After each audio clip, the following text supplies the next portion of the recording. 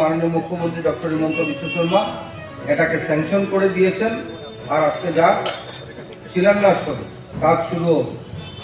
আন্তরিকভাবে আমি শ্রদ্ধা জ্ঞাপন করতে চাই মাননীয় মুখ্যমন্ত্রী ডক্টর হিমন্ত বিশ্ব শর্মা মহাশয়কে, যিনি শিলচরকে বিশেষ করে ভালোবেসে আজকের দিনে শুধু গৌরবপথ না, শুধু পিডাব্লিউডির আন্ডারে মুখ্যমন্ত্রীর উন্নত পক্ষীপথ না বা পক্ষীপথ নির্মাণে না, অনেক স্কিমের মাধ্যমে অনেক টাকা স্যাংশন এনে দিয়েছেন।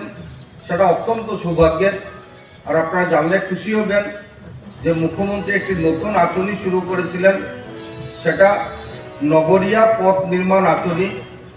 এই নগরিয়া পথ নির্মাণ আঁচনির মাধ্যমে যেসব বিধানসভাতে মিউনিসিপাল বোর্ড রয়েছে, কর্পোরেশন রয়েছে, এইসব বিধানসভাতে তিনি এই নগরিয়া পথ নির্মাণ আঁচনির মাধ্যমে অনেক টাকা দিয়েছেন।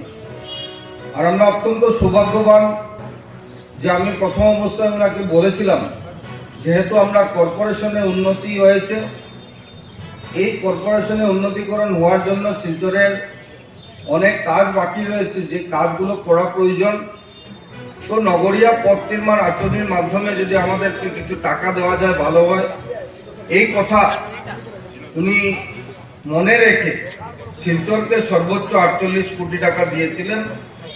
এই 48 কোটি টাকা দিয়ে শিলচরের বিভিন্ন প্রধান যে খালগুলোর জন্য অপরিষ্কার থাকার জন্য, স্যানিটেশন থাকার জন্য দীর্ঘ বছর জমা জলের সমস্যা, আরবান ফ্লাডিং এর সমস্যা শিলচর ফেস করছিল, এটাকে মাথায় রেখে বোথ সাইড গার্ডওয়াল, বিভিন্ন খালের প্রপোজাল আমরা দেই বা অনেক রাস্তাঘাটে আমরা প্রপোজাল দিয়েছিলাম। সেখানে 48 কোটি টাকা দিয়ে অনেক রাস্তার কাজ আগে শুরু হয়েছে আর এখনো অনেক রাস্তার কাজ শুরু হবে। যেটা ডিসি মহোদয় বলেছেন অত্যন্ত গুরুত্বপূর্ণ কথা, যে বিশেষ করে বরাকবিলিতে ম্যাক্সিমাম আমরা 5 মাস আমরা ওয়ার্কিং সিজন পাই, আর এই ওয়ার্কিং সিজনের মধ্যেই আমাদেরকে কাজ করতে হয়। তো এখানে দাঁড়িয়ে কন্ট্রাক্টরদের কাজ করা অত্যন্ত কঠিন কাজ, আর এই কাজকে এক্সপার্টাইজ করা ডিপার্টমেন্টের পক্ষে অত্যন্ত কঠিন থাকে। আর ये नॉर्मल सिंपल रास्ता नहीं है, ये गौरव पथ है जिसमें हमारे सिलचर के वासी गौरवान्वित महसूस कर पाएँ। जहाँ पे ऑर्नामेंटल रेलिंग्स होगा, लाइटिंग होगी, सड़क चौड़ी होगी और साथ ही साथ रोड फर्निशिंग होगी।